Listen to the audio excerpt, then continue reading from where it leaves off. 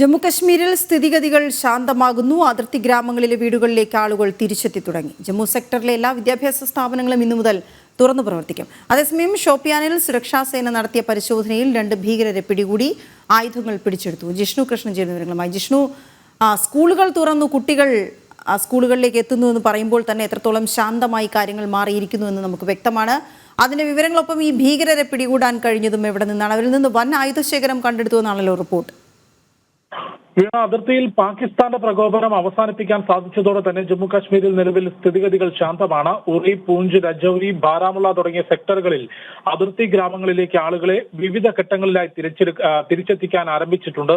കഴിഞ്ഞ ദിവസങ്ങളിൽ മുഖ്യമന്ത്രി ഒമർ അബ്ദുള്ളയുടെയും ലഫ്റ്റനന്റ് ഗവർണർ മനോജ് സിൻഹയുടെയും നേതൃത്വത്തിൽ ചേർന്ന ഉന്നതതല യോഗങ്ങൾക്ക് ശേഷമാണ് ആളുകളെ തിരിച്ചെത്തിക്കുന്നത്. പക്ഷേ നിയന്ത്രണ രേഖയോടെ ഏറ്റവും അടുത്തുള്ള വീടുകളിൽ സുരക്ഷാ പരിശോധനയും ഒപ്പം സൈന്യത്തിന്റെ നിർദ്ദേശവും അനുസരിച്ച് മാത്രമായിരിക്കും ആളുകളെ തിരിച്ചെത്തിക്കുന്നത്. ഒപ്പം വീണ ചൂണ്ടിക്കാട്ടിയതുപോലെ ജമ്മു സെക്ടറിൽ മുഴുവൻ വിദ്യാഭ്യാസ സ്ഥാപനങ്ങൾക്കും ഇന്നു മുതൽ തുറന്നു പ്രവർത്തിക്കാൻ അനുമതി നൽകിയിട്ടുണ്ട്. അതായത് സ്ഥിതിഗതികൾ പൂർണ്ണമായും ശാന്തമാകുന്നു. സുരക്ഷാ പരിശോധനയും സുരക്ഷാ ക്രമീകരണങ്ങളും അത്രത്തോളം ശക്തമാണ്. അതിർത്തി മേഖലയിൽ പ്രതിരോധ നിര കൂടുതൽ ശക്തമാണ്. അതുകൊണ്ട് തന്നെയാണ് അത്തരത്തിലുള്ള തീരുമാനങ്ങളിലേക്ക് എത്തിയിട്ടുള്ളത്. ഒപ്പം ഷോപ്പിയാൻ മേഖലയിൽ സുരക്ഷാ സേന നടത്തിയിട്ടുള്ള പരിശോധനയിൽ 2 ഭീകരരെ പിടികൂടിയിട്ടുണ്ട്. 34 രാഷ്ട്രീയ റൈഫിൾസ് യൂണിറ്റും കൂടാതെ CRPF-ഉം ജമ്മു കശ്മീർ പോലീസും സംയുക്തമായാണ് പരിശോധന നടത്തിയത്. 2 പിസ്റ്റളുകൾ കൂടാതെ 4 ഗ്രനേഡുകൾ, വെടിയുണ്ടകൾ, സ്ഫോടക വസ്തുക്കൾ തുടങ്ങിയിട്ടുള്ള ആയുധശേഖരം ഇവരിൽ നിന്ന് പിടിച്ചെടുത്തിട്ടുണ്ട്. ഈ ഭീകരരെ കൂടുതൽ ചോദ്യം ചെയ്തു വരികയാണെന്നും ഷോപ്പിയാൻ, അവന്തിപുര, പുൽവാമ മേഖലകളിലെ വനമേഖലയിൽ ഈ പ്രദേശം എന്നുള്ളത്